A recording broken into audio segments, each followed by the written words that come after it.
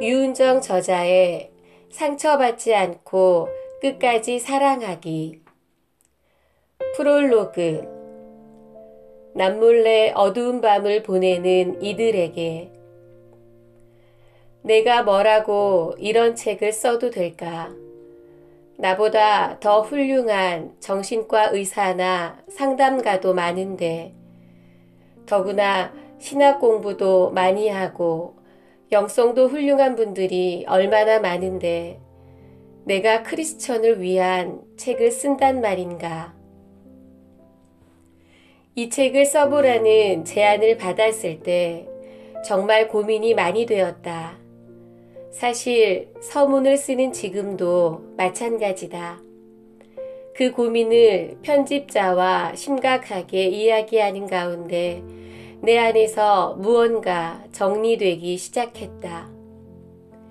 이 책을 위해 편집자와 만나던 날, 나를 위해 기도했다는 그녀가 원장님이 넘어야 할 문턱이 하나 있는 것 같습니다.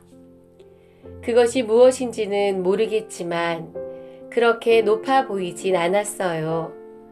하나님과 손을 잡고 수월하게 넘으실 수 있을 것 같아요. 라고 말했다. 나는 그 말을 허투루 넘기지 않고 마음에 꼭 담아두었다. 2016년 10월에 혼자 잘해주고 상처받지 마라 라는 책을 내고 난 좀 어리둥절했다. 출간 직후 베스트셀러에 오르더니 1년도 채 안 되어 10만 부가 넘게 판매되었기 때문이다. 그전에도 몇 권의 책을 냈지만 이 책의 반응은 가히 폭발적이었다. 병원 진료실에서 그리고 방송과 강의를 통해서 상처받은 사람들이 많다는 건 알았지만 이 정도일 줄은 몰랐다. 책을 읽고 많은 독자들이 리뷰를 보내주었다. 의외의 반응이 많았다. 독자가 주로 여성일 것이라는 예측과 달리 남성이 30%가 넘었다. 그리고 크리스천인 경우도 많았다. 하나님을 믿고 복음을 알고 성도의 삶을 살면서도 자기 상처에 매몰되어 삶의 기쁨이 없고 남몰래 어두운 밤을 보내는 많은 이들을 보았다. 그리고 나도 그런 시간을 보냈던 것을 떠올리게 되었다.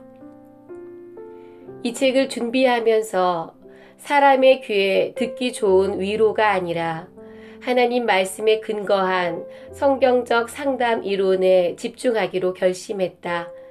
그래서 이미 유행이 지나간 제이 아담스나 준 헌트 같은 미국 보수주의자의 책을 다시 꺼내보았다.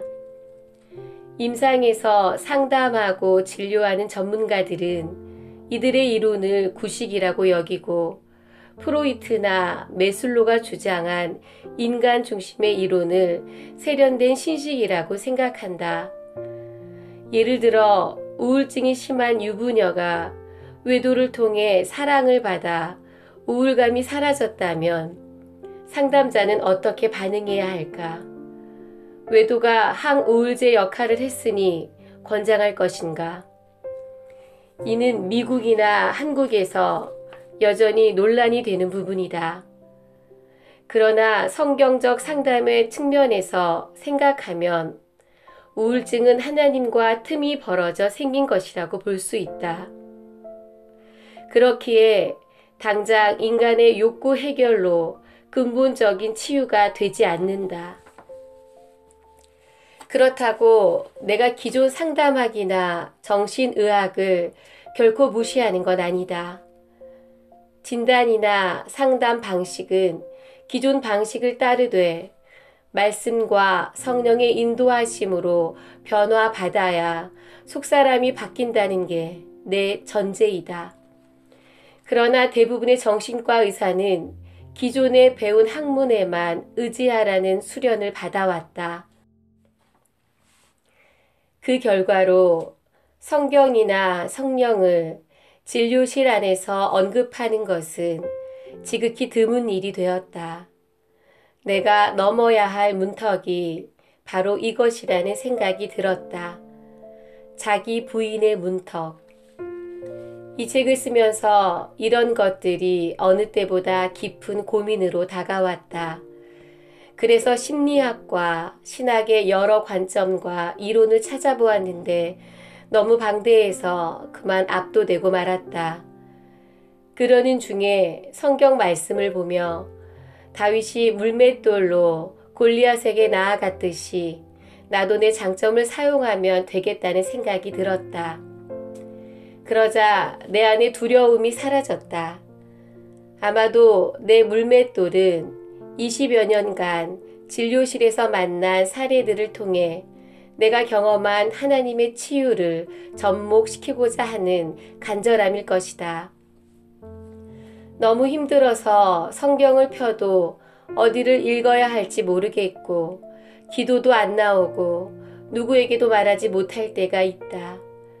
우리가 죄의 길로 빠질 때 대개 그렇다. 상처를 극복하기 위한 방어 기제로 방황하거나 자기 학대를 하기도 한다. 또 가장 가까운 사람들에게 화를 내고 상처를 준다. 그러면 이것이 또 다른 상처로 다가온다. 원래 상처보다도 더 큰 수치감을 느끼게 된다. 그것이 반복되지 않으려면 상처에 붙일 반창고 같은 응급약이 필요하다.